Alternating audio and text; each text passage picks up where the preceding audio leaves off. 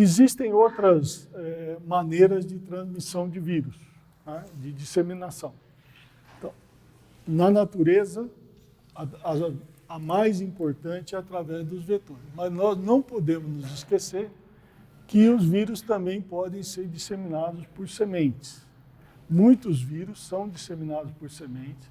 Felizmente, a taxa de infecção de sementes é baixa na maioria das vezes. Por exemplo, o mosaico comum do feijoeiro é transmitido por semente de feijoeiro. Mosaico da alface é um vírus importante em alface, que também é transmitido por sementes. Enfim, existe uma infinidade de vírus que pode ser transmitido por semente. Portanto, o uso de semente livre de vírus, semente de alta qualidade, eu já falei isso em outras ocasiões, é importante para qualquer cultura, para manejo de doença, entre elas as doenças de vírus também. Como os vírus movimentam sistemicamente na planta, uma das formas de transmissão é a enxertia. Tem muitas espécies vegetais que são propagadas, são multiplicadas, a muda é preparada através da enxertia, né? Citros, por exemplo, é uma clássica que você usa um cavalo de limão-cravo ou outro tipo de cavalo e enxerta a copa nesse limão-cravo. Portanto, se a copa estiver infectada ou se o cavalo estiver infectado com algum vírus, a planta inteira vai ficar infectada, tá certo? Material propagativo também é importante, tubérculo, bulbos, né? Estolões, batata é um caso clássico, existem várias doenças de vírus em batata que são perpetuadas pelo tubérculo. Existe até uma regulamentação, né, do Ministério, no mundo inteiro existe isso, mas existem regulamentações no Ministério que estabelecem limites de tolerância para cada vírus em tubérculo de batata. Porque como o produtor utiliza, principalmente para fins comerciais, né, ele pode utilizar o tubérculo para novos plantios, se os tubérculos, se a porcentagem de tubérculos infectada no início for muito grande, em 2, 3 multiplicações você pode atingir 100% de infecção com vírus, né? Portanto, tem limites de tolerância. E também tem vírus que podem ser transmitidos em operações culturais, de transplante, de poda, de desbrota, amarração, né? No passado, hoje isso não é mais comum, mas no passado, é menos comum, né? No passado, os produtores de tomate, eles proibiam que os operadores fumassem cigarro de palha e fossem fazer alguma operação manual na cultura do tomate, principalmente amarração e desbrota. Por quê? Porque o vírus do mosaico do fumo infecta o tomate e causa mosaico. Hoje tem variedade de tomate resistente a esse vírus. Mas, enfim, no passado, a folha de fumo, após o processamento, ainda mantinha o vírus do mosaico do fumo viável. Então, o cidadão pegava lá o fumo, cortava, né, e ele contaminava as mãos com o TMV se por acaso aquele fumo tivesse sido fabricado com folha de planta infectada. E quando ele ia trabalhar no tomatal, ele podia contaminar uma ou outra planta.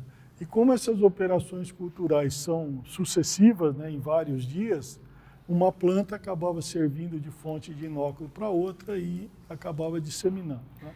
Hoje, o uso de cigarro de palha não é tão intenso como no passado e também as variedades de tomates são resistentes ao TMV. Mas para vocês verem que operações culturais de manuseio, ou com canivete, ou com tesoura de poda, podem promover a transmissão de vírus, tá certo? Bom, então essas são as formas de disseminação de vírus. Sementes, material propagativo, enxertia, operações culturais e principalmente através de vetores, como eu comentei anteriormente. Bom, uma vez inoculado o vírus na planta, a colonização dele ocorre em dois tipos de movimento.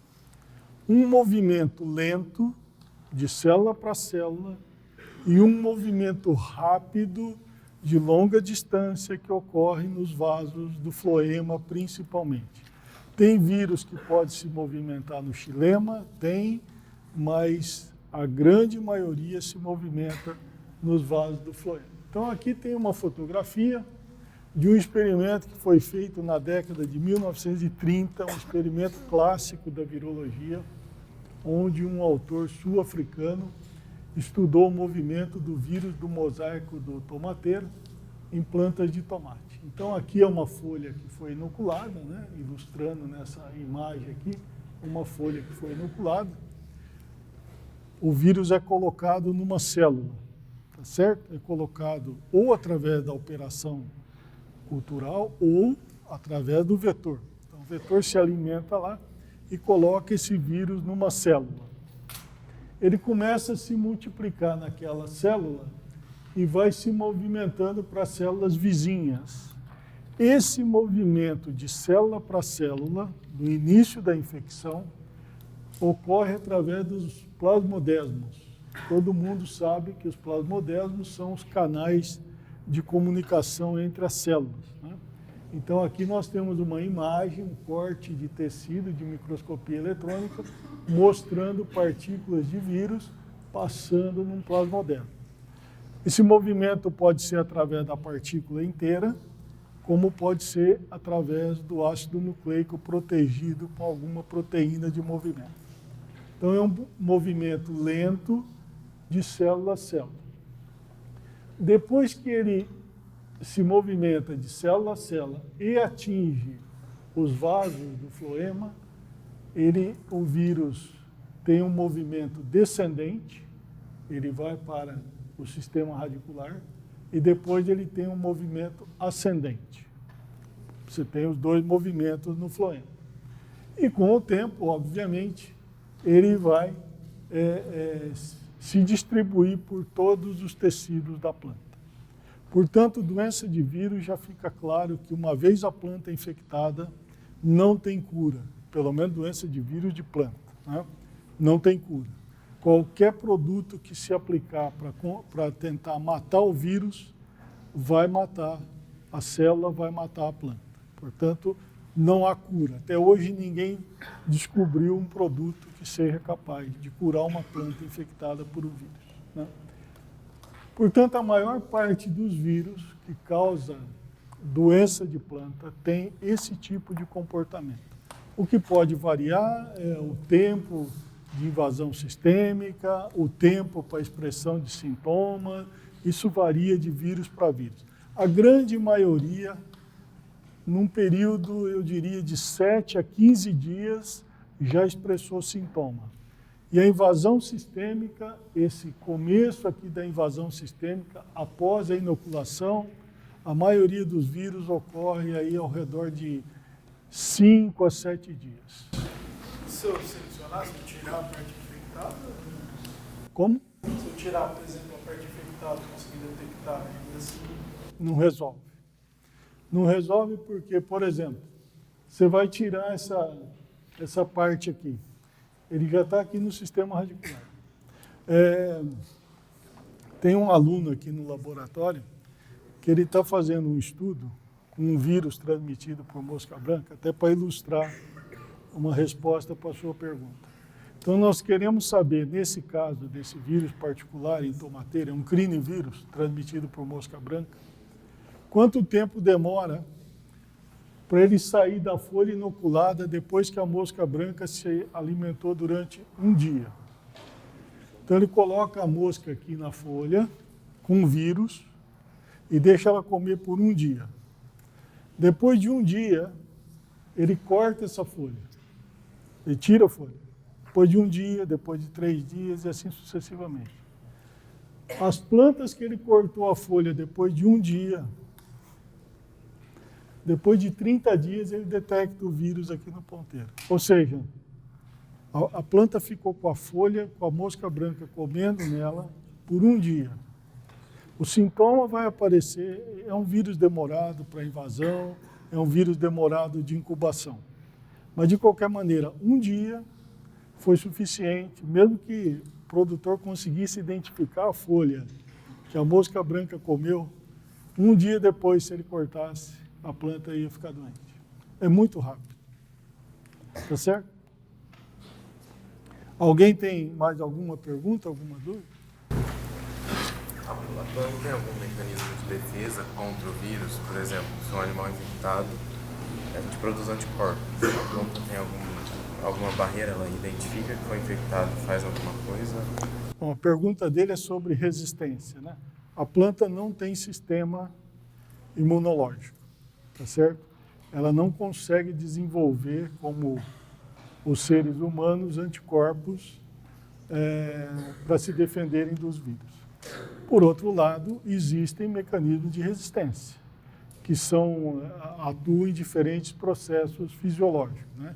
Então, tem plantas resistentes à infecção através de uma resposta de hipersensibilidade, né? Exemplo, mosaico do fumo em fumo.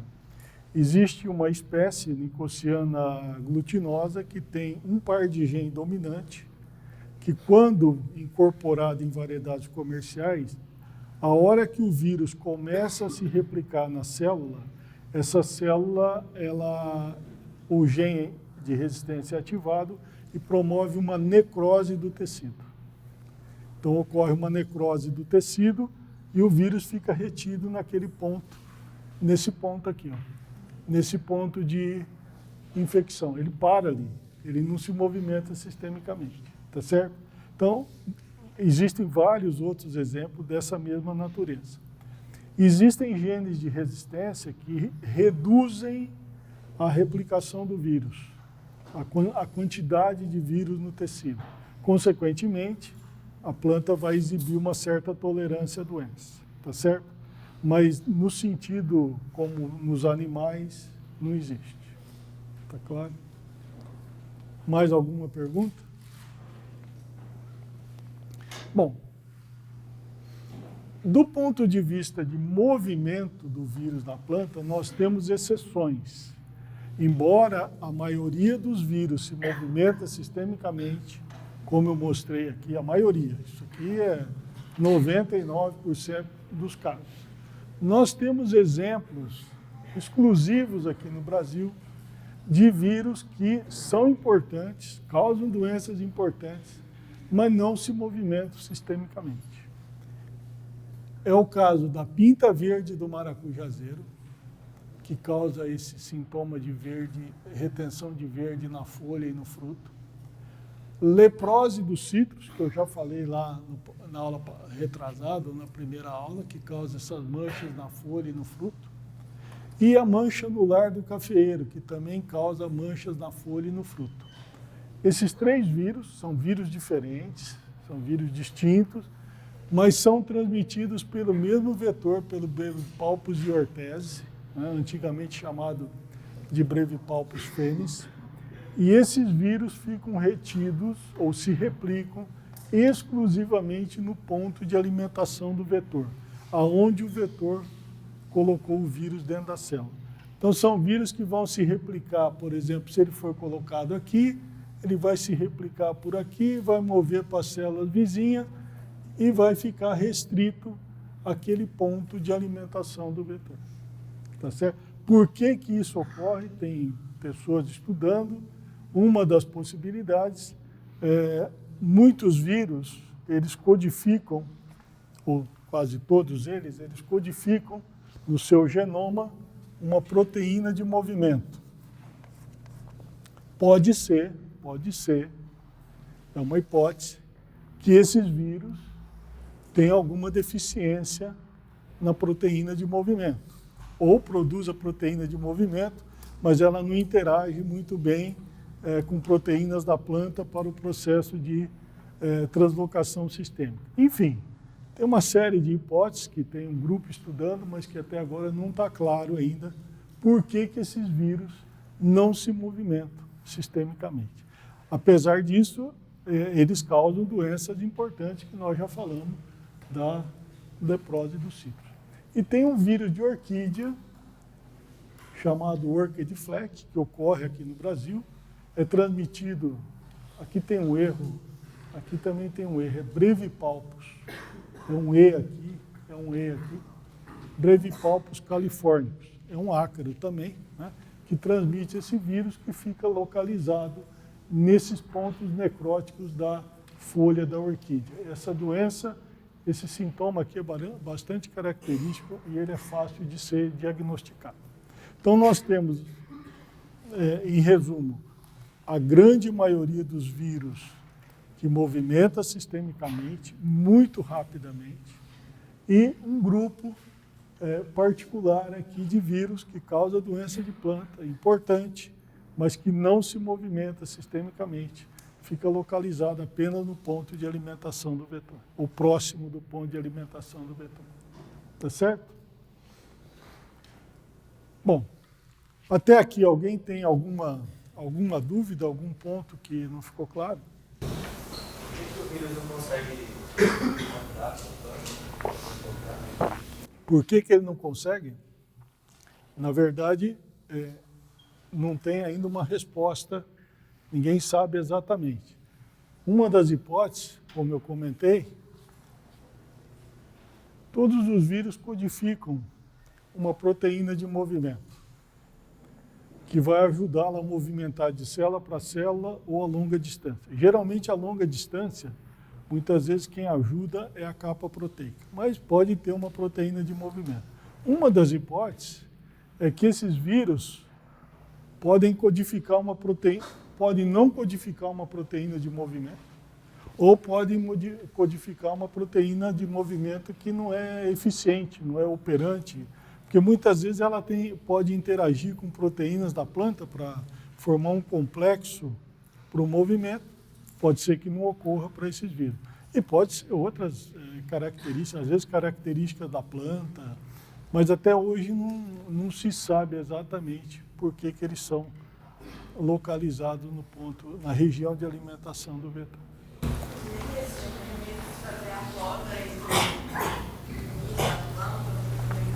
Se fizer a poda...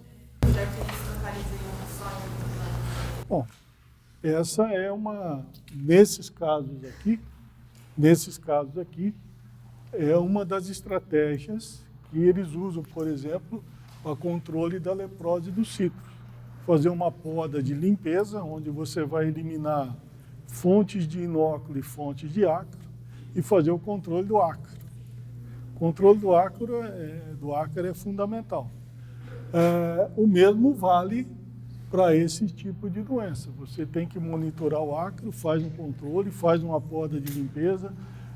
Para a orquídea, a mesma coisa, elimina as folhas sintomáticas, mas sempre tem que fazer um controle do ácaro, porque ele pode estar localizado em folhas não sintomáticas também, tá certo? Mas é uma estratégia de manejo que é adotada para esse tipo de doença, que não vale, como foi perguntado, não vale para as outras doenças de vírus que se movimentam sistemicamente. Você podar, depois que você já viu o sintoma, depois que o vírus já foi inoculado, não tem o que fazer. Mesmo que fica num lugar só, tem como matar a planta? Ele fica só onde o vetor comeu, se alimentou, ele consegue matar a planta se você não podar nada? Eu não entendi. Se ele pode matar a planta? Porque sistemicamente ele consegue matar uma planta, ele consegue? Ele consegue, porque à medida, se você não fizer nada, no caso da leprose é típico. Se você não fizer nada, deixar a infecção ocorrer, deixar a população do ácaro aumentar, as lesões vão aumentando, principalmente nos ramos. As lesões vão anelando os ramos. E com o passar do tempo, é claro que não é imediato, mas com 2 ou 3 anos, se nada for feito, a planta morre. Morre em decorrência da ação conjunta do vírus mais o ataque do ácaro. O maracujazeiro também, a pinta verde, se não for feito nada, nós já chegamos a ver plantações de maracujá dizimadas por causa do ataque do vírus mais a infestação com ácaro. Tá? Mais alguma coisa? Bom, então eu quero agora gastar a outra parte da aula para ilustrar tudo isso que eu falei sobre mostrar com um pouco mais de clareza, usando exemplos, aonde os vírus sobrevivem, como que eles se disseminam, dando um pouco mais de ênfase à relação vírus-vetor, né? E como que eles podem ser manejados com base nesses conhecimentos. Então nós vamos começar aqui com uma doença, que é o mosaico do mamoeiro. É uma doença importante no Brasil e no mundo. Esse vírus é um vírus alongado, né, flexuoso, de RNA de fita simples positivo, faz parte desse gênero chamado potivírus, e ele causa um mosaico na folha, causa umas estrias oleosas na haste, no tronco e no pecíolo das folhas, e causa anéis oleosos no fruto. E num ataque extremamente severo, as plantas ficam totalmente debilitadas e a produção bastante reduzida, tá certo? A longevidade da planta é reduzida, enfim, é um vírus importante da cultura do mamoeiro. Aonde que esse vírus sobrevive?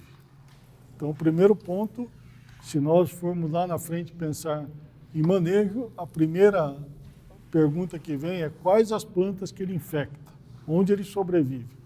Tem vírus que infecta 1000 espécies vegetais. Vírus do mosaico do pepino infecta mais de 1000 espécies vegetais. Portanto, qualquer estratégia de manejo não vai pensar em acabar com fonte de inóculo, porque você elimina uma hospedeira, tem outra do lado e assim por diante. O vírus do mosaico do mamoeiro, 99,9% da fonte de inóculo é o próprio mamoeiro. É o mamoeiro de pomar abandonado, pomar velho, é o mamoeiro de fundo de chácara, de beira de estrada, de fundo de quintal e assim por diante. Qualquer mamoeiro que vocês olharem na cidade aqui, qualquer mamoeiro, a chance dele estar infectado com o vírus do mosaico é quase de 100%. Quase. É só começar a prestar atenção. Se nunca prestar atenção, ele está bonito, você passa ali todo dia. Ele dá uma beleza, está crescendo. Daí um pouquinho, aparece o mosaico. Não tem outra. A gente costuma dizer que se ele estiver numa casa, ele passou do muro, ele é infectado pelo vírus. É uma brincadeira, mas é mais ou menos o que ocorre. Então, 99% da fonte de inóculo é o mamoeiro. Ele pode infectar algumas cucurbitáceas, abobrinha, abóbora, melancia, mas aparentemente os resultados experimentais mostram que essas plantas não são importantes como fonte de inóculo. Portanto, a principal fonte de inóculo é o mamoeiro. Isso aí vai ter reflexo no que eu vou falar mais adiante sobre estratégia de manejo, tá certo? Ele não é transmitido por semente. Ou seja, se você colher semente de frutos de planta infectada e plantar essa semente, 100% das plantas nascem sadias. Ele não é capaz de passar pela semente, nem como contaminante, nem internamente no embrião. Quem que transmite esse vírus? Pulgões, qualquer pulgão. O pulgão preto dos citros, o pulgão do algodoeiro, o pulgão da couve, pulgão do pimentão, enfim, qualquer espécie de pulgão transmite o vírus do mosaico do mamoeiro. Lembrando que nenhuma espécie de pulgão coloniza o mamoeiro. Nenhuma. Até hoje não se conhece nenhum pulgão que gosta do mamoeiro para colonizar. Mas todas as espécies de pulgões transmitem o mosaico do mamoeiro numa relação não persistente, picada de prova, ou seja, o pulgão adquire o vírus em alguns segundos e transmite o vírus em alguns segundos quando ele pica uma planta sadia. Por que o pulgão é capaz de fazer isso? Porque ele só conhece a planta que ele vai se criar após ele experimentar. Se ele gostar, ele fica. Se ele não gostar, ele vai embora e vai picar outra planta. Então, na picada que ele faz na planta doente, ele adquire o vírus. Na picada que ele faz na planta sadia, ele inocula o vírus num processo de relação não persistente que nós já falamos. E a transmissão mecânica, esse vírus é transmitido experimentalmente e não tem valor epidemiológico. Então, veja, o vírus sobrevive no mamoeiro e é transmitido por qualquer espécie de pulgão na picada de prova numa relação do tipo não persistente. Tá certo?